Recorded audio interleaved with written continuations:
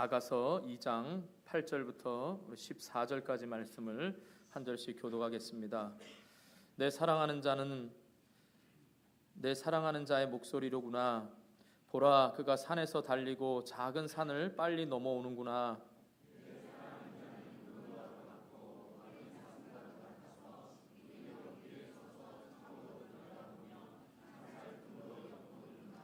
나의 사랑하는 자가 내게 말하여 이르기를, 나의 사랑, 내 어여쁜 자야, 일어나서 함께 가자. 지면에는 꽃이 피고 새가 노래할 때가 이르렀는데 비둘기의 소리가 우리 땅에 들리는구나.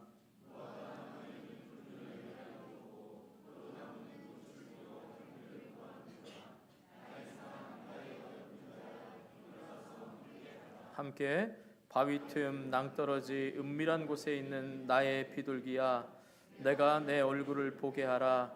내 소리를 듣게 하라. 내 소리는 부드럽고 내 얼굴은 아름답구나. 아멘. 우리 좌우 앞뒤에 있는 분들과 축복하면서 인사를 나누겠습니다. 예수님께서 부르실 때 기뻐하시기 바랍니다. 한 번 더 축복하면서 인사하겠습니다. 일어나 함께 행복을 누리시기를 바랍니다.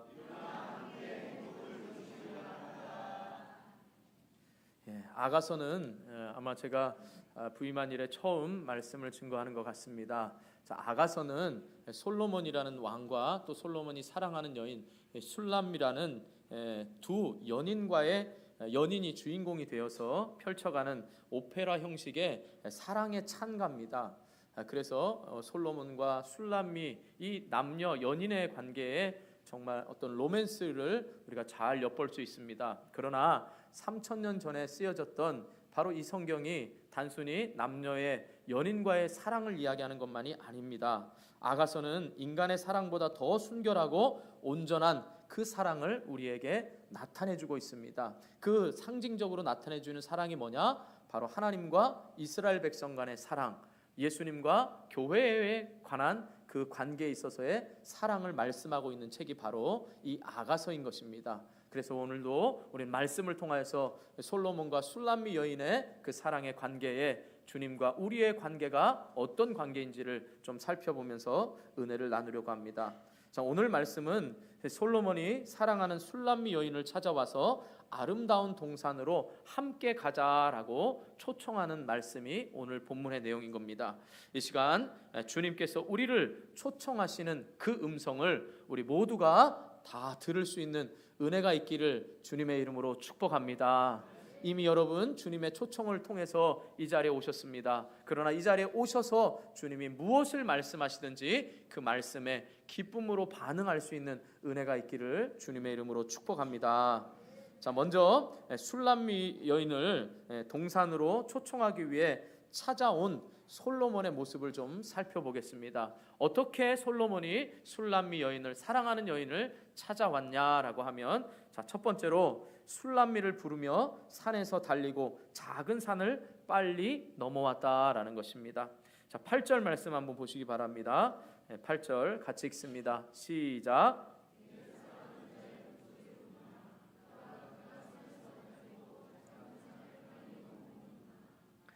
자, 솔로몬이 술람미 여인을 부르며 산에서 달리고 작은 산을 빨리 넘어온다는 건 솔로몬이 이 모든 장애물을 극복하여 술람미 여인을 찾아온다라는 겁니다. 팔레스타인 지형 자체가 원래 작은 산도 많고 높은 산도 있는 것처럼 그냥 자연적으로 보면 바로 솔로몬이 술람미 여인, 사랑하는 여인을 찾아올 때에 그 산과 또 큰 산, 이런 산들을 넘어오면서 많은 장애들을, 지금 장애물들을 겪고 넘어오고 있다라는 사실입니다. 그런데 그 넘어오는 동물을 비유적으로 말하는데, 자, 9절 말씀해 보세요. 9절에 뭐라고 비유하죠? 솔로몬의 모습을 노루와도 같고 뭐와도 같다고요? 어린 사슴과도 같다라고 말합니다. 여러분, 노루와 사슴은 빨리 달리는 특징을 가지고 있죠. 그렇기 때문에 또한 사슴의 특징은 뭐죠? 시편에 보면 여러분, 뭐가 시냇물을 찾기에 갈급함 같이 내 영혼이 주를 찾기에 갈급하나이다 그랬죠. 뭐죠? 뭐라고요? 시편 42편에 뭐요? 잘 왜 오늘 우리가 1박 2일을 함께 예배드리고 나서 잠을 못 주무셔서 그런지 여러분이 마음은 원이로되 육신이 약해서 소리가 안 나오는 줄 알고 이해를 하겠습니다. 뭐와 같다고요? 사슴이 시냇물을 찾기에 갈급한 같이 내 영혼이 주를 찾기에 갈급하다 그랬습니다. 사슴의 특징은 열이 많은 짐승이라 목이 마르면 도저히 못 참습니다. 그래서 그 물이 고인 초원에 보면 물이 고인 장소가 있잖아요. 그 장소에 악어가 기다리고 있다고 하더라도 목이 마르면 목숨 걸고 물을 찾아 헤매듯이 찾는 겁니다. 그러니까 지금 노루와 사슴처럼 솔로몬이 술람 여인을 찾아오는데 모든 장애를 극복하고 간절한 마음으로 지금 사랑하는 여인을 찾아오는 모습을 그리고 있는 겁니다. 여러분, 제가 아까 말씀드린 대로 이 아가서는 이 솔로몬과 술람 여인의 어떻게 보면 사랑의 오페라와도 같은 그런 찬가입니다. 거기에 주님과 우리의 관계를 상징적으로 대입을 시키면 되는 건데, 여러분, 이 남녀 연인과의 관계라고 해서 솔로몬과 술람 여인이 나와 무슨 상관이냐 이렇게 생각하지 마시고, 여러분, 이 오페라와 같은 오늘 이 말씀 속에서 주님과 또 저와 여러분과의 관계, 이런 바로 주님과 우리와의 관계에 있어서의 그 사랑을 다시 한번 확인할 수 있기를 주님의 이름으로 축복합니다. 자, 그렇기 때문에 여기서 지금 어떤 장애라도 극복하고 그 간절한 마음으로 지금 찾아오시는 바로 주님의 모습을 또한 우리는 발견할 수가 있어야 된다는 겁니다. 여러분, 오늘날에도 사랑하는 사람을 만나기 위해 아무리 먼 거리라도 또 위험이 가득히 올지라도 마다하지 않고 사랑하는 사람을 위해서 달려가지요. 여러분들도 그러셨죠? 젊은 우리 처녀 총각은 앞으로 그럴 겁니다. 그렇게 마다하지 않고 갔습니다. 멀리, 정말 제가 들은 분은 멀리 저기 해남 땅끝에서 서울까지도 왔다 갔다 한 분도 있고요. 그냥 전화상으로 보는 거 말고 직접 보고 싶다, 그럼 오빠 보고 싶어, 그러면 달려갑니다. 그랬던 시절이 여러분과 저도 다 있었습니다. 저는 올림픽공원에 있었고 제 아내는 수유동에 있었습니다. 그것도 마다하지 않고 갔습니다. 거리 짐작이 잘 안 되지만 하여간 이런 마음으로 우리는 다 사랑을 나누어서 갔습니다. 그런데 오늘 이 솔로몬이 술람 여인을 찾아갔듯이 주님께서도 오늘 저와 여러분을 향해서 모든 장애를 뚫고 우리에게 갈급한 마음으로 우리를 만나기 위해서 찾아오신다라는 사실입니다. 할렐루야. 그런데 이 찾아오시는 주님에 대한 술람 여인의 반응이 참 중요합니다. 8절 한번 보세요. 8절 다시 봅니다. 앞에 보세요. 뭐라고 합니까? 시작. 내 사랑하는 자의 목소리로구나. 이거 누가 말하는 겁니까? 지금 술람 여인이 말하고 있는 거예요. 지금 술람 여인이 내 사랑하는 자의 목소리가 들리는데 그 사랑하는 자가 어떻게 해요? 산에서 달리고 작은 산을 빨리 넘어오고 있는 겁니다. 그러니까 내 사랑하는 자의 소리가 들리니까 지금 어떻게 해요? 그 일이 너무나 감격스럽고 기쁘게 지금 기다리고 있었던 겁니다. 마치 지금 그 사랑하는 자를 기다리고 있는 사람이 그 사랑하는 자가 올 때의 그 기쁨을 지금 표현하고 있다라는 것입니다. 사랑하는 성도 여러분, 우리 주님께서 우리의 모든 장애를 뛰어넘고 오셨다라는 이 말에는 굉장히 깊은 의미가 있습니다. 그것은 뭐냐? 하나님이 인간이 되어 이 땅에 오시는 것 자체가 모든 장애와 모든 것을 극복하고 오셨습니다. 그런 인간으로 오신 예수님이 우리를 위해서 십자가에 죽으시기까지 우리를 사랑해 주셔서 우리를 얼마나 사랑하시는지 그 사랑을 보여주셨습니다. 그리고 그 사랑이 과거가 아니라 현재에도, 지금 현재 우리 가운데도 임재하셔서 우리를 찾아오고 계시는 그 주님의 사랑의 음성을 들을 수 있기를 축복합니다. 그래서 여러분이 초청되어서 이 자리에 왔을 때에 주님의 음성을 찬송 가운데, 기도 가운데, 말씀 가운데 들을 때에 여러분들이 세상에서 힘들고 어려웠을 때, 지금 나의 사랑하는 사람이 나를 돕지 않는 것 같고 나와 멀리 떨어져 있는 것 같고 나를 외면하는 것 같지만, 예배를 드릴 때마다 그 사랑하는 주님의 음성에 기쁨으로 반응할 수 있기를 주님의 이름으로 축복합니다. 그래서 새해에는 꼭 2017년도 모든 예배 가운데서 이 하나님의 음성, 주님의 사랑스러운 음성을 들음으로 인하여 여러분의 삶이 기쁘게 반응할 수 있기를 주님의 이름으로 축복합니다. 자, 두 번째로 벽 뒤에 서서 창으로 들여다보며 창살 틈으로 엿본다라는 사실입니다. 쉽게 말하면 지금 우리를 엿보고 계시는, 엿보면서 우리를 찾아오시는 주님이시다라는 것입니다. 자, 9절 말씀 한번 또 읽겠습니다. 9절 시작.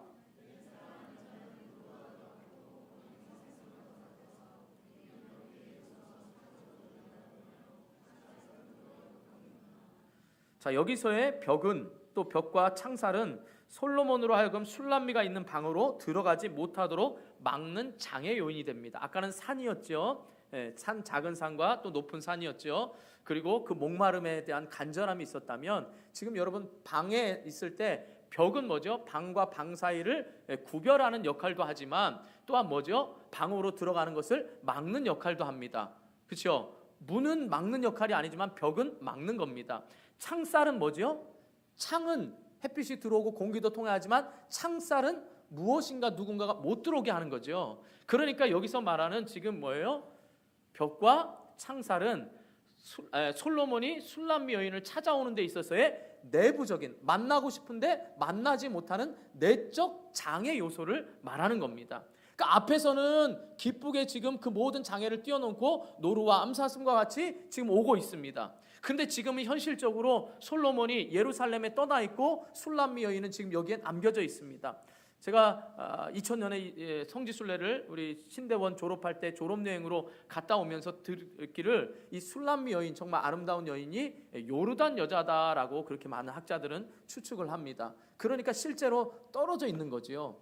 그러니까 이 만나지 못하는 장애적 요소도 있습니다. 그러니까 이 술람미 여인이 생각할 땐 늘 솔로몬을 그리워하면서 있겠지요. 그러나 오늘 말씀에 보면 뭐예요?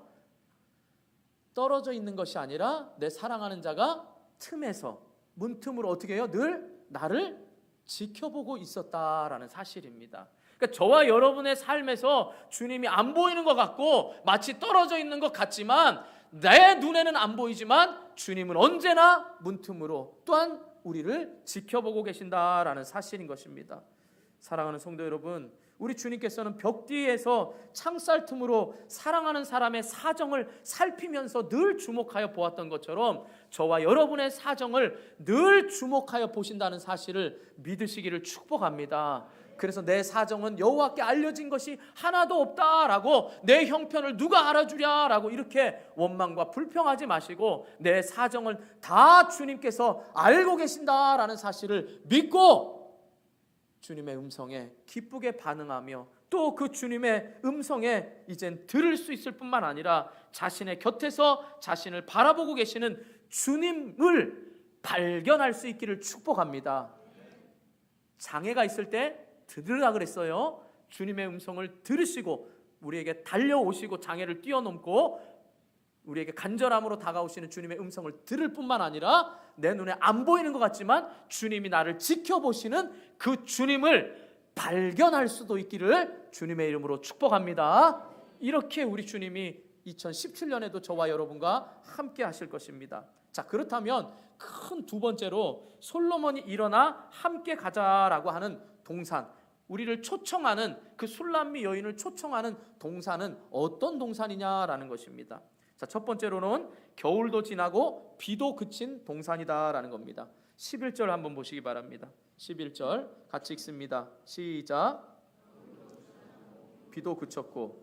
자, 여기서 겨울은 시련의 때 혹은 시험의 때를 말합니다. 어려운 때도 말할 뿐만 아니라 시험의 때도 얘기해요. 비 역시 여러분 영적으로 움츠려들게 하는 시련과 고난을 상징적으로 말합니다. 그러므로 겨울도 지나고 비도 그쳤다는 것은 모든 시련의 때가 이제 다 지나갔음을 얘기합니다. 그러니까 지금 주님이 솔로몬이 술람 여인을 찾아온 것처럼 오셨습니다. 그리고 틈으로 보고 있다가 함께 했습니다. 그러고서 네가 정말 어려우니까 이제는 일어나 함께 가자. 내가 동산으로 초청하고 있는 겁니다. 그랬기 때문에 시련도 다 거치고 이제 기쁜 일만 있을 겁니다. 자, 두 번째로 뭐냐? 어떤 동산이냐? 지면에 꽃이 피고 새들이 노래하는 동산이다라는 겁니다. 12절에 보세요. 12절 또 같이 읽습니다. 시작.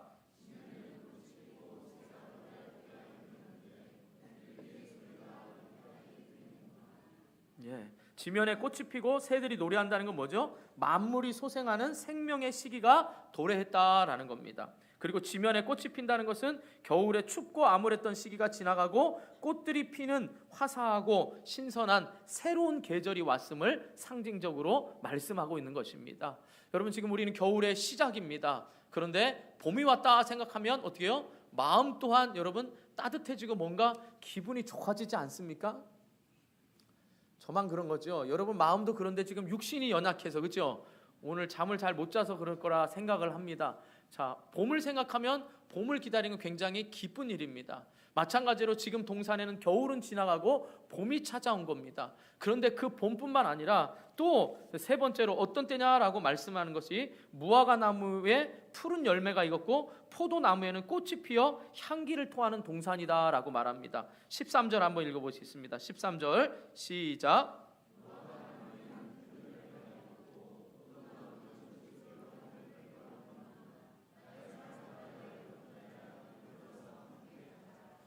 겨울의 시련의 때가 지나고 이제 봄에 꽃이 피고 그 다음에 새들이 노래하는 때가 왔습니다. 그것뿐만 아니라 이제는 뭐요? 무화과 나무에 푸른 열매가 익었고 포도나무에 나무는 꽃을 피워 향기를 토한다 그랬습니다. 여기서 푸른 열매가 무화과 나무에 푸른 열매가 익었고라는 말이 원어로 보면 향료를 넣다 향기롭게 하다라는 뜻입니다. 그러니까 이 말은 무화과가 점점 성숙해 가면서 과일의 향기를 풍기는 것을 말합니다. 이 말은 다른 말로 하면 상징적으로 지금 과일이 풍성하게 열매를 맺듯이 지금 솔로몬과 술람미 여인의 사랑의 풍성한 결실을 기대할 수 있는 그 동산으로 지금 기대하게끔 만든다라는 사실입니다. 여러분, 우리 주님이 우리를 초청하실 때에는 예수를 믿기 전에 사람들한테는 예수를 믿음으로 인하여 영원한 생명을 얻게 되고 죄와 죽음의 문제가 해결이 되고 우리의 인생의 모든 문제가 해결된 것으로 인하여서 기쁨이 있습니다. 우리 믿음의 사람들에게선 뭐요? 장차 주님이 오실 때에 우리를 영원한 나라로 이끌 그 기쁨을 우리는 기대하고 있는 것입니다. 그렇기 때문에 요한계시록 21장 4절에 보면 모든 눈물을 그 눈에서 닦아주시니 다시는 사망이 없고 애통하는 것이나 곡하는 것이나 아픈 것이 다시 있지 아니하리니 처음 것들이 다 지나갔음이로라 라고 말씀합니다. 그러니까 주님이 우리를 초청해서 일어나 함께 가자라는 것은 우리의 시련을 모르는 게 아니라 우리 시련의 때에 주님이 찾아오시고 우리는 모르는 것 같지만 주님이 우리를 보시다가 이제 때가 되었다, 네가 나와 함께 풍성한 열매를 나누고 그 풍성한 향기의 열매를 풍성하게 누리자라고 지금 우리를 초청하고 계신다라는 것입니다. 그래서 성경에 여러분 탐스러운 포도송이라는 것은 바로 풍성함과 풍요로움을 상징하는 것입니다. 마찬가지로 예수님이 우리를 초청하실 때에는 결국 우리로 하여금 풍성한 열매를 나누도록 우리를 초청하고 계신다라는 사실입니다. 사랑하는 성도 여러분, 올 한 해 저와 여러분의 시련이 지나가고 겨울이 지나가고 꽃이 필 뿐만 아니라 저와 여러분 가운데 무화과 나무의 열매의 향기와 포도나무의 그 진한 향기가 저와 여러분 가운데 풍성하게 넘치기를 주님의 이름으로 축복합니다. 그래서 주님이 일어나 함께 가자라고 말씀하고 있는 것입니다. 자, 여러분 10절 말씀 한번 읽어보겠습니다. 10절 같이 읽습니다. 시작. 나의 사랑하는 자가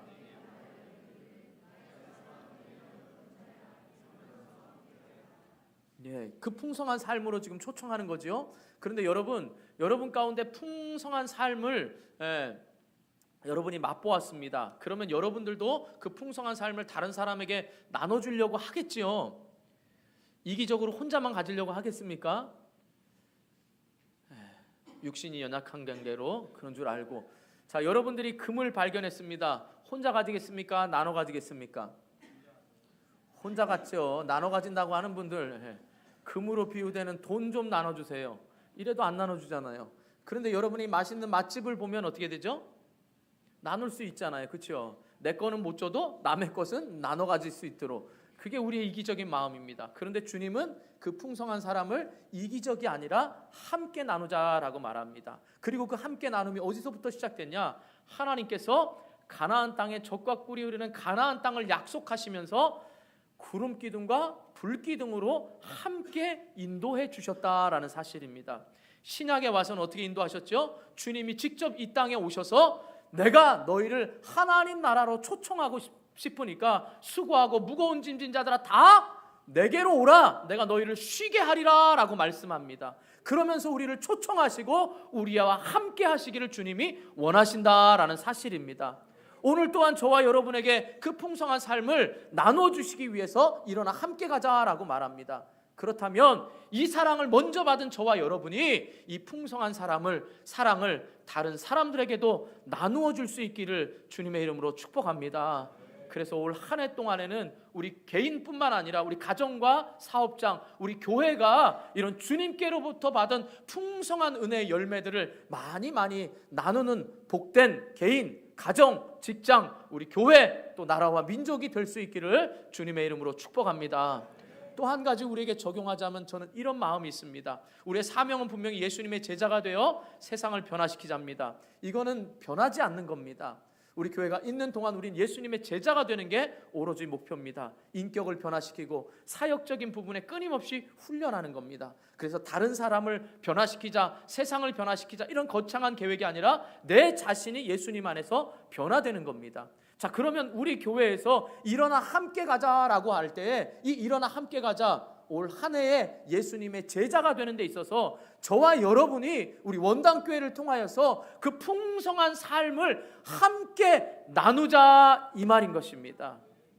그렇기 때문에 기존에 계시던 분이나 2015년에 오신 분이나 2016년에 오신 분이나 2017년에 오신 모든 분들이 우리의 비전과 사명과 교회의 역할 앞에 하나님 나라를 위하여서 이 풍성한 열매를 위하여서 일어나 함께 가는 은혜가 있기를 주님의 이름으로 축원합니다.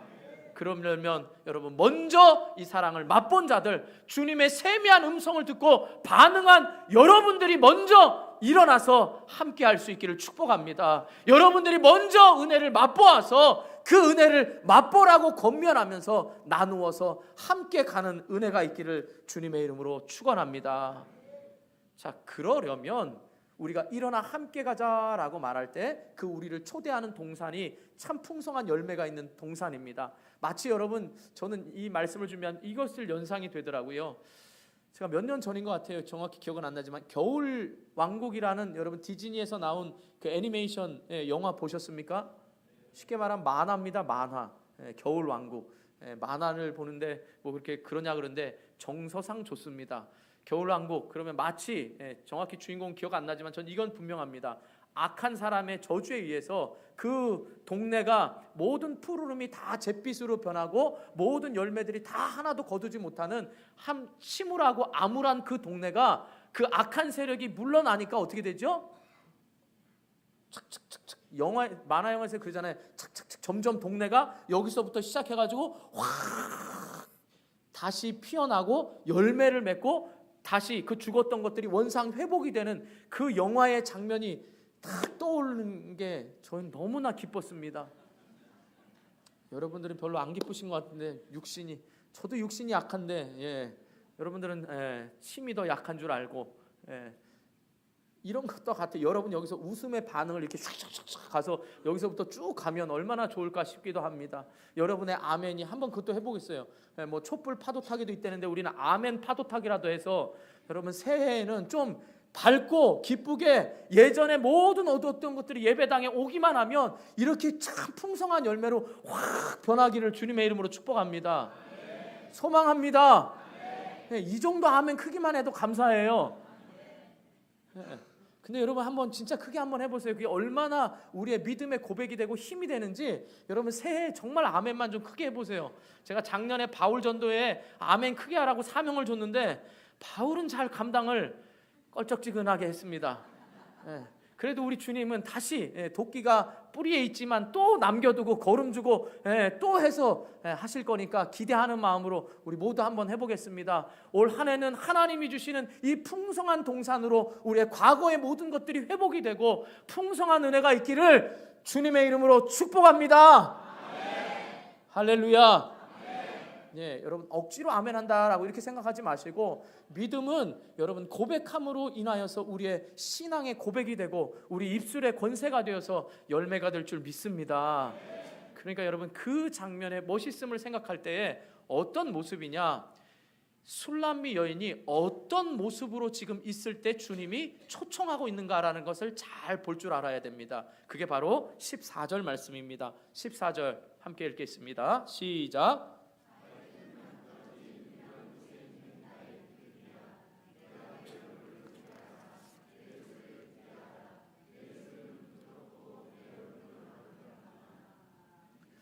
지금 8절부터 보면 오매불망 솔로몬을 기다리고 있던 술람미 여인이 솔로몬의 소리를 듣고 반응하고 기뻐하죠. 그리고서 이 솔로몬이 10절에서 일어나 함께 가자, 나의 사랑하는 자여, 내 어여쁜 자야, 일어나 함께 가자라고 말하면서 그 동산이 어떤 동산인지를 말해줍니다. 그런데 그 동산에 함께 가자 그랬는데 실제로 지금 술람미 여인은 어디에 있냐라고 하면 우리가 읽은 14절 말씀처럼 바위 틈 낭떠러지 은밀한 곳에 있는 나의 비둘기야. 누구예요 이게? 술람미 여인이죠. 바위 틈 은밀한 곳. 왜 있습니까? 무서워서 숨어 있는 게 아닙니다. 뭐죠? 비둘기가 순결을 상징하는 것처럼 지금 어떻게 해요? 오직 솔로몬만을 사랑하는 순결한 신부가 되어서 기다리고 있다라는 것입니다. 우리 주님이 우리를 부르셔서 저 천국으로 인도하고 우리에게 풍성한 은혜를 주시기 위해서는 우리가 순결한 주님의 신부가 되어서 세상의 소리에 기뻐하는 것이 아니라 세상이 알아주지 않는 것에 대해서 불평하는 것이 아니라 주님의 소리에 반응하며 주님의 관심에 기뻐하며 주님이 주시는 평안과 기쁨의 동산을 소망하고 있는 순결한 신부가 될 때 이러한 모든 것들을 누릴 수 있음을 기억하시기를 축복합니다. 이게 바로 우리에게 요구하시는 주님의 자세인 것입니다. 내가 네 얼굴을 보고 싶다. 내가 네 목소리를 듣고 싶다. 네 아름다운 목소리를 듣고 싶다. 이 말은 뭐겠습니까? 주의 순결한 신부가 되어서 예배를 드릴 때마다 예배 시간마다 주님 앞에 반응하면서 예배 시간마다 주님 앞에 얼굴을 보이고 예배 시간마다 주님으로 인하여 기뻐하는 그 목소리의 찬양을 주님은 기다리고 계신다 이 말입니다. 사랑하는 성도 여러분, 우리 새해에는 기존의 성도나 그렇지 않은 성도나 우리 모두가 다 주님의 제자가 되어 세상 가운데선 순결한 신부가 되어서 주님이 초청하는 그 풍성한 은혜의 동산에서 함께 거닐 수 있기를 주님의 이름으로 축원합니다. 그런 저와 여러분에게 주님이 주시는 그 풍성한 은혜가 소외되는 사람 없이 바위 틈에 숨어있는 순결한 저와 여러분에게 세미한 음성으로 들려질지라도 그 세미한 음성 가운데 큰 하나님이 주시는 신령한 은혜를 경험할 수 있기를 주님의 이름으로 축복합니다. 그렇기 때문에 항상 주님 앞에 나아가서 주님으로 하여금 얼굴을 보게 하고 또한 하나님의 음성을 듣게 하시기를 주님의 이름으로 축복합니다. 그래서 여러분 새해에는 예배에 꼭 성공자가 되어서 여러분 주일날 한 번 오는 것도 귀합니다. 그 많은 약속과 바쁜 가운데 오는 것도 귀합니다. 그러나 여러분 더욱더 주님을 사랑하는 마음으로 목사님과 성도들을 보려고 하지 마시고 주님의 일어나 내 사랑하는 자여 함께 가자라는 주님의 초청, 일어나 승철아, 일어나 내 사랑하는 승철아, 나와 함께 풍성함을 누리자라는 이 반응에 여러분의 의지가 아니라 주님의 반응에 감사함으로 반응하시기를 주님의 이름으로 축복합니다. 우리의 의지는 여러분 정말 약합니다. 새해가 되면 믿음의 사람들은 꼭 두 가지를 결심합니다. 첫 번째는 올 한 해는 꼭 성경을 일독하리라. 그 결심이 여러분 벌써 됐으면 한 30독은 했죠. 30년 믿으신 분은 30독은 하셔야 됩니다. 그 뜻대로 안 됩니다. 그러면 조금 신앙생활 열심히 하시는 분도 어떻게 해요? 내가 이제는 말씀은 조금 봤다. 물론 교만한 마음이 아니라 말씀은 이제 늘 보고 있으니까 이제는 새벽을 깨우리라 하고 아침에 일어난 다음에 뭐요? 나는 야행성이야. 금방 바뀌어버리는 게 우리의 합리화입니다. 늘 우리의 결심은 이렇게 약합니다. 여러분 목사도 신령한 목사와 그렇지 못한 목사로 나눌 때 그냥 우스갯소리지만 쉽게 이해하시기 위해서 여러분에게 말씀드립니다. 어떻게 기준을 나누냐? 40일 금식을 했느냐 안 했느냐. 40일 금식을 하면 신령한 목사, 그렇지 않으면 좀 덜 신령한 목사, 이렇게 나눌 수 있잖아요. 근데 여러분 40일 금식이 예수님이 40일 동안 금식하셨습니다. 그리고 또 뭐죠? 모세가 시내산에서 40일 동안 하나님을 대면해서 십계명을 가지고 왔지요. 그리고 얼굴에 광채가 하나님의 얼굴을 본 것 같이 빛났다라고 말씀하고 있습니다. 근데 제가 한번 묻고 싶습니다. 여러분, 모세가 시내산에 올라갈 때 나는 40일 동안 금식하리라, 난 40일 동안 하나님을 만나리라 이렇게 결심하고 올라갔습니까? 하나님이 부르셔서 40일 동안 머물게 했습니까? 전자입니까? 후자입니까? 후자입니다. 그러면 저와 여러분의 결심이 나는 이렇게 하리라 라는 이 결심이 아니라 주님이 부르시는 초청의 반응에 순수하게 응답하시고 기뻐하시기를 축복합니다. 마치 연애할 때 오빠 보고 싶어 하면 저기 마라도에서도 오는 것처럼 순수하게 반응해야지. 이젠 결혼하고 나니까 어떻게 해요? 뭘 와 오기는, 네가 가라 하와이 이런 것처럼. 여러분 그런 반응하시면 안 돼요. 여러분 지금 그 순수함이 2017년에는 순수함 가운데 일어나 내 사랑하는 자야 일어나 함께 가자, 이 순수함으로 반응할 수 있기를 축복합니다. 오래 믿으신 분들, 여러분 그 순수함을 회복해서 주님이 주시는 풍성함에 순수함으로 일어나 함께 가자라는 이 반응에 여러분 순수하게 새벽에 나오시고 기도하시고 풍성한 은혜를 누릴 수 있기를 주님의 이름으로 축원합니다. 기도하겠습니다. 우리 말씀 생각하면서 기도합니다. 주님, 내게 일어나 함께 가자라고 말할 때 그 반응에 기쁨으로 반응하게 하시고, 주님이 주시는 풍성한 동산, 내가 그 동산을 맛보면서 그 맛본 것을 다른 사람과 함께 나누기를 원합니다. 그리고 내 삶 가운데 내 의지로 주님을 자꾸 섬기려고 사랑하려고 하지 마시고, 주님이 내게 주신 그 사랑, 그 초청을 늘 묵상하면서 그 초청에 순수하게 반응하는 순수한 신앙이 회복되게 해달라고 우리 말씀 생각하면서 주님 한번 부르고 간절히 기도하겠습니다.